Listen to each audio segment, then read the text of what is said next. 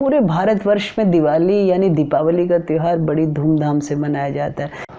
ऐसा माना जाता है कि आज के दिन लक्ष्मी माता की पूजा और उनकी आराधना करने से वो घर में ज़रूर आती हैं। इसलिए तो कई घरों के लोग अपने घर की खिड़कियों और दरवाज़ों को खोल के सोते हैं। उनका ऐसा विश्वास है कि पता नहीं माँ लक्ष्मी रात में कौन से दरवाजे से हमारे घर में आगमन करें। बड़ा सुंदर विचार है, पर हमें ये भी देखना चाहिए कि जिन माँ लक्ष्मी की हम पूजा करते हैं, जिनको अपने घर में बुलाना चाहते हैं, उनको घर में बुलाने का बिल्कुल सही तरीका क्या है।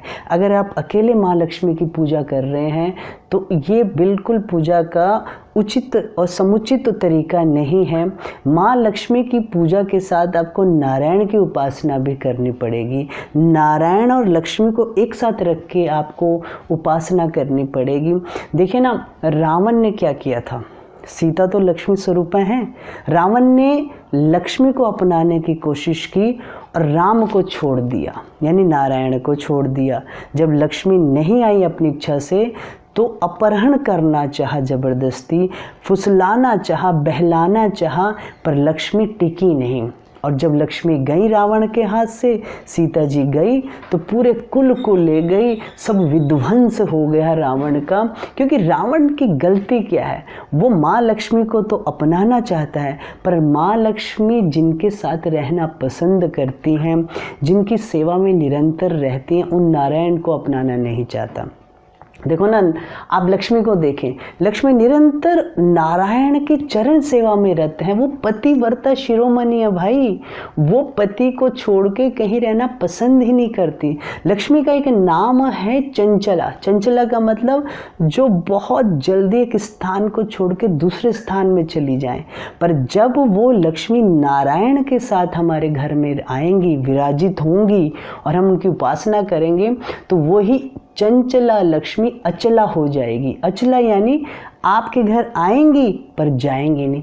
जाएंगी क्यों? उनको जाने की ज़रूरत ही नहीं है, क्योंकि उनके पति उनके साथ हैं। जाने की टेंशन तो लक्ष्मी को तब होगी ना जब आप उनको अकेले बुलाओगे। तो उनको इसलिए टेंशन होगी कि मैंने जल्दी जाना है यहाँ से, क्योंकि मैंने फिर से अपने पति नारायण की सेवा में उपस्थित होना है। और दूसरी बात, लक्ष्मी को अकेले बुलाने का मतलब है, लक्ष्मी का वाहन का नाम है उल्लू। उल्लू प्रतीक है फुलिशनेस का, पागलपन का, मूर्खता का। और नारायण का वाहन है गरुड़। जब आप अकेले लक्ष्मी को बुलाएंगे तो लक्ष्मी आएगी, यानी धन तो घर में आएगा, पर साथ में उन्माद लेके आएगा। पर जब आप नारायण को बुलाएंगे तो लक्ष्मी भी आएगी, भक्ति भी आएगी और साथ में सद्बुद्धि भी आएगी। तो फ़ायदा किसमें, आप खुद देखें। लक्ष्मी जी श्री संप्रदाय के गुरु हैं, तथापि श्री संप्रदाय के जो आचार्य हैं, रामानुजाचार्य, उनकी परंपरा में सिर्फ लक्ष्मी की पूजा नहीं होती, लक्ष्मी नारायण की पूजा होती है, जबकि उनकी मूल गुरु लक्ष्मी जी हैं। फिर भी वहाँ पर लक्ष्मी नारायण का नाम एक साथ लिया जाता है। विग्रहों की पूजा, श्री मूर्तियों की पूजा एक साथ की जाती है।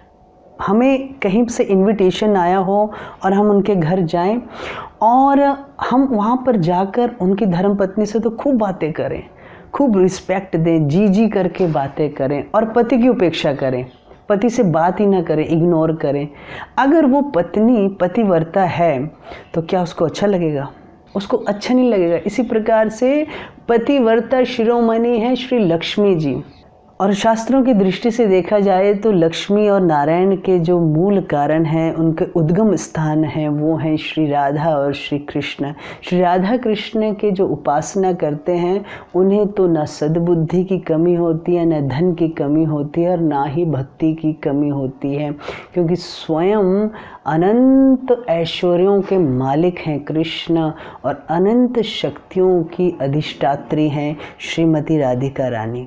देखो ना, इन दोनों का संबंध ऐसा है कि आप एक को छोड़ के दूसरे को मनाने की कोशिश करोगे, वो बात बनेगी नहीं। वो बिल्कुल बात ऐसी है कि एक शीशे के सामने एक लेडी खड़ी हुई है और उसकी रिफ्लेक्शन शीशे के अंदर पड़ रही है और she wants to decorate herself with beautiful ornaments. Is it okay to decorate the reflection in the mirror? आप खुद बताएं क्या ठीक रहेगा। जो शीशे में उसकी प्रतिछाया पड़ रही है, उसको सजाना सही है कि खुद को सजाना सही है? है तो वही, पर जब वो खुद को सजाएगी ना तो जो शीशे में उसकी छाया पड़ रही है स्वयमेव सज जाएगी। इसी प्रकार से आप कृष्ण को या नारायण को साथ में रखकर पूजा करेंगे तो लक्ष्मी स्वयमेव आप पर प्रसन्न हो जाएंगी।